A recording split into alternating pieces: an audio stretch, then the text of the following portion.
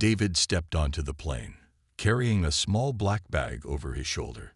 His clothes were simple, just a plain jacket and jeans. He moved carefully down the aisle, his eyes scanning the seat numbers. The plane was nearly full, and the air buzzed with conversations, the sound of luggage being stowed, and the occasional chime from the overhead speakers. As he reached his seat, he found an older woman sitting there. She looked up at him with confusion. "Excuse me, ma'am," David said politely. "I think this is my seat." The woman frowned and glanced at her ticket. A flight attendant, Lisa, walked by at that moment. The woman waved her over. "Miss, this man is saying this is his seat," she said, her tone sharp. Lisa barely spared David a glance before sighing loudly. "Let me check." She took the tickets and nodded. "Yes, sir, this is your seat. Ma'am, you're supposed to be in the row ahead." The woman muttered something under her breath, gathered her things, and moved. David gave her a small smile, but she didn't return it. As he settled into his seat, Lisa rolled her eyes and walked off without another word. A few minutes later, David reached for the overhead compartment to put his bag away. The latch was slightly jammed, and he struggled for a moment. A male flight attendant, Mike, saw him and smirked. "Need some help there?" he asked, but his tone was mocking, not friendly. David simply nodded. Mike sighed, as if it was the biggest inconvenience of his day, then pulled open the compartment with ease. "There you go," he said, shaking his head. "You'd think people would know how to handle basic things by now." A couple of passengers nearby chuckled. One man in a suit whispered something to his seatmate, both of them grinning. David heard them, but didn't react. He slid into his seat, buckled his belt, and stared out the window. As the plane filled up, Lisa walked down the aisle, checking on passengers. When she passed David's row, she gave him a quick, uninterested look. "You good?" she asked without stopping. David nodded. "Can I get some water?" Lisa sighed, clearly annoyed. "After takeoff," she said, already moving away. The plane soon began its takeoff procedures. The captain's voice came over the speakers, welcoming everyone aboard and announcing their expected flight time. The engines roared to life, and within minutes they were in the air. After the seatbelt sign turned off, Lisa returned to serve drinks. She smiled warmly at the passengers in first class, pouring their wine and laughing at their jokes. But when she reached David's row, her expression changed. "You still want that water?" she asked flatly. David nodded. Lisa poured a cup carelessly and placed it in front of him. The cup landed with a slight thud, some of the water splashing onto the tray table. She didn't apologize, just walked away without another word. Mike, who was passing by, chuckled. "Better drink that fast before she takes it back," he joked, nudging Lisa as she passed. Lisa smirked. "People should know their place," she muttered under her breath, not realizing David could hear. The businessman from earlier turned his head slightly, pretending not to listen, but clearly amused. He glanced at David, shaking his head with a small laugh. David remained silent. He lifted the cup, took a small sip, and placed it back on the tray. His hands were steady, his face calm. He had been in situations like this before. People judged too quickly. They assumed too much. It never surprised him anymore. The flight continued smoothly for a while. Passengers settled into their seats, some watching movies, others flipping through magazines or chatting quietly. Lisa and Mike moved through the aisles, attending to first-class passengers with enthusiasm, while treating the economy class as an afterthought. At one point, David saw Lisa chatting with a group of passengers near the front. They laughed together, glancing in his direction a few times. Lisa shook her head as if telling a story, her expression exaggerated. Mike joined in, grinning. David didn't need to hear what they were saying. He already knew. Still, he stayed quiet. He adjusted his seat slightly, looked out the window, and took a slow, steady breath. The plane was peaceful for now. No one had any idea how quickly everything was about to change. The plane cruised smoothly above the clouds, a soft hum filling the cabin. Passengers settled in, some chatting, others watching movies or flipping through magazines. Flight attendants moved through the aisles, attending to requests, but their attitudes remained the same: warm smiles for first class, forced politeness for economy. David sat quietly in his seat, his fingers resting lightly on the armrest. He had noticed everything: the whispers, the judgmental looks, the way Lisa and Mike treated him differently from the wealthier passengers. It was nothing new. People often judged by appearance alone, making assumptions without knowing anything about the person in front of them. A few rows ahead, Lisa was speaking to a businessman in first class. She laughed at his joke, her voice light and cheerful. The businessman leaned closer, and Lisa placed a hand on his arm briefly before walking away with a bright smile. The difference in treatment was clear. David sighed softly and turned his attention to the window. Outside, the sky stretched endlessly, the golden glow of the setting sun painting the horizon. It was peaceful, calm, so different from the energy inside the cabin. A sudden loud ding broke the quiet moment. The seatbelt sign flickered on. A slight rumble passed through the plane. Some passengers barely noticed, but a few exchanged nervous glances. David's eyes flickered toward the front of the plane. Something felt off. He had been on enough flights to know when turbulence was normal and when it wasn't. Another jolt. This time, the plane shuddered harder. A woman gasped, gripping her husband's arm. The baby in the back started crying. Lisa and Mike exchanged uncertain glances before Lisa grabbed the intercom. "Ladies and gentlemen, please remain seated and keep your seatbelts fastened. We are experiencing some turbulence." Her voice was calm, but David could tell she was unsure. A few rows ahead, the businessman from earlier scoffed. "Turbulence happens all the time," he muttered, shaking his head. David, however, wasn't so sure. His grip on the armrest tightened slightly. He listened carefully, trying to catch any sound from the cockpit. The plane jerked again, this time more violently. Several passengers cried out in alarm. Then, a voice came through the speakers, but it wasn't the captain's. "Ladies and gentlemen, this is your co-pilot speaking. Both our captain and first officer are feeling unwell. We ask that you remain calm as we work to manage the situation." Silence. Absolute silence. Then, chaos erupted. "You said." Panic spread through the cabin like wildfire. Passengers exchanged terrified glances, their whispers quickly turning into frantic murmurs. A woman clutched her husband's arm, her face pale. A child started crying, and his mother tried to comfort him, though fear was clear in her own eyes. David remained still, his eyes locked on the front of the plane. He could feel the shift in energy, the tension in the air. This was not normal turbulence. Something was seriously wrong. Lisa and Mike stood frozen near the galley, their usual smug expressions wiped away. Mike's hand gripped the edge of a seat tightly. Lisa swallowed hard before picking up the intercom again, her voice forced and shaky. "Please remain calm, everyone. The crew is handling the situation." But her words meant nothing. The passengers weren't stupid. The pilots were unwell. Who was flying the plane? The plane jolted again, dipping slightly. A collective gasp filled the cabin. Lisa's fingers tightened around the intercom. "If there is anyone on board with flight experience, please identify yourself immediately." Silence. A cold sweat formed on Lisa's forehead as she looked around desperately. Nobody moved. Nobody spoke. The realization hit her. They were in serious danger. Then, David unbuckled his seatbelt and stood up. His movements were calm, controlled, almost too steady for the chaos around him. Lisa's eyes snapped at him, and her fear was quickly replaced with irritation. "Sir, I need you to stay in your seat," she snapped, stepping forward to block his way. David met her gaze, his expression unreadable.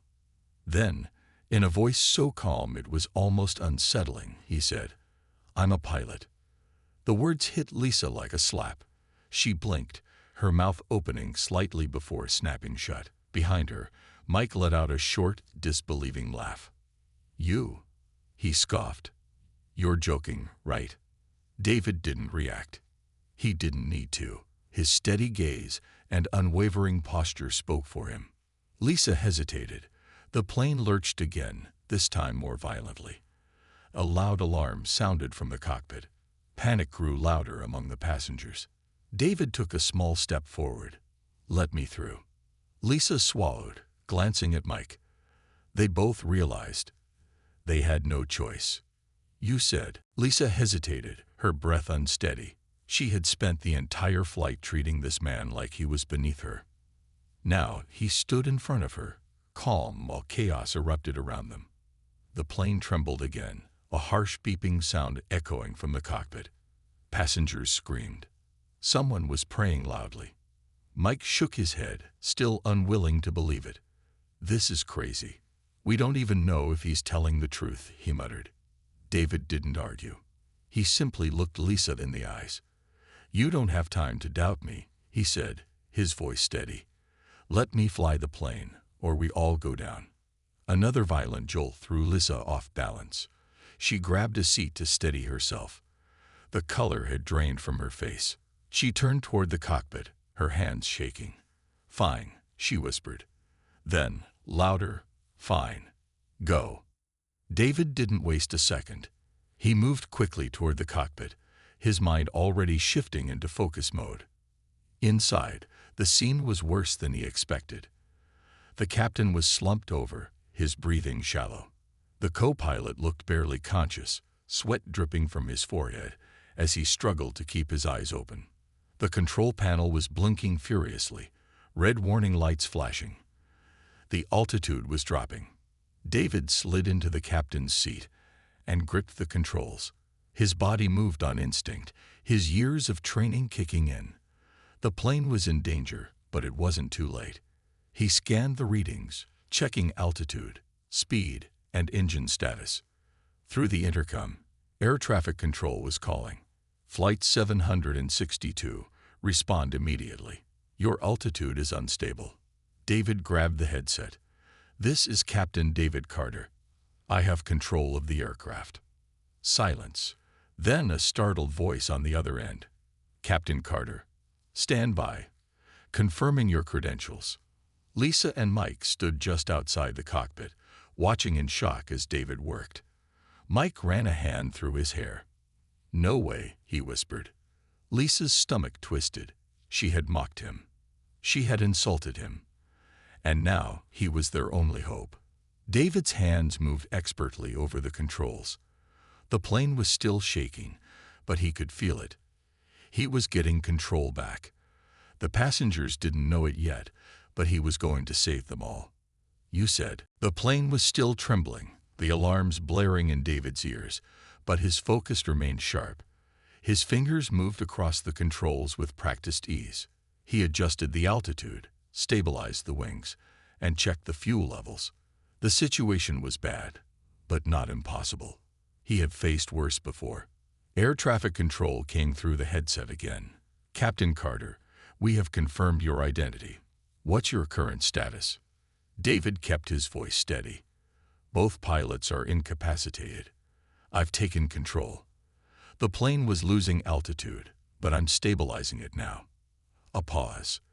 Then the voice returned, more urgent. "Roger that, Captain. You're approaching the storm system. We need you to adjust course immediately." David checked the radar. A massive storm cloud loomed ahead. Lightning flashed in the distance. He didn't hesitate. He had to act fast. Outside the cockpit, Lisa and Mike watched in stunned silence. They had spent the whole flight treating David like he was nobody. Now he was sitting in the captain's seat, doing something neither of them could even begin to understand. Mike leaned closer, whispering, "Is he really doing this?" Lisa didn't answer. She just stared, her chest tight with guilt. She had mocked him. She had ignored his requests. And now he was the only thing standing between them and disaster. In the cabin, passengers were still panicking. Some were crying. others clutching the armrests as the plane shook. A man in first class, who had been laughing at David earlier, was now gripping his seat with white knuckles, his eyes squeezed shut. David pulled the controls slightly to the right, adjusting the plane's course. The turbulence grew worse for a few seconds, making passengers scream. Then, suddenly, the plane steadied. Lisa gasped. The shaking stopped. The alarms quieted. He had done it. David took a deep breath. They weren't out of danger yet, but he had given them a fighting chance. He reached for the intercom and pressed the button. "This is Captain Carter speaking. We're back in control." A hush fell over the cabin. For the first time since the crisis began, there was hope. "You said." A stunned silence filled the plane. For the first time since the crisis began, passengers dared to breathe. The violent shaking had stopped, the alarms had quieted, and the nose of the aircraft was no longer dipping dangerously. David had done the impossible. He had taken control. Lisa and Mike stood frozen outside the cockpit, unable to look away. Just minutes ago, they had mocked this man, treated him like he was beneath them. Now he was their savior. David wasn't focused on them. He had more important things to handle. His eyes scanned the controls, checking every system. The storm was still ahead, but now that the plane was stable, he had a better chance of navigating through it. "Air traffic control, what's the best route around the storm?" he asked into the headset. The voice on the other end was much calmer now. "Captain Carter, we advise a turn to heading 290. That should take you around the worst of it." David adjusted the controls, guiding the plane smoothly onto the new course. A few bumps rocked the aircraft as they neared the storm, but nothing like before. The worst was over. In the cabin, passengers slowly began to relax. A mother wiped tears from her eyes, hugging her young son. The businessman in first class, who had laughed at David earlier, now sat completely still, his face pale. Lisa swallowed hard. She didn't know what to say. She had spent the entire flight looking down on David, and now he was the only reason they were still alive. She felt ashamed. Mike muttered, "I can't believe it," shaking his head. "He's actually flying this thing." David's voice came over the intercom again. "We'll be landing soon. Please remain seated and keep your seatbelts fastened." For the first time, his voice wasn't ignored. It wasn't brushed aside. It was respected. "You said." The airport runway came into view, bright lights guiding the plane through the darkened sky. The storm was now behind them, but the tension still lingered in the air. Every passenger sat frozen, their hands gripping the armrests, holding their breath as David prepared for the landing. In the cockpit, his hands were steady on the controls. His focus never wavered. He had landed planes in worse conditions before, but this time was different. This time, an entire cabin full of people had doubted him. Now their lives were in his hands. Air traffic control spoke through the headset.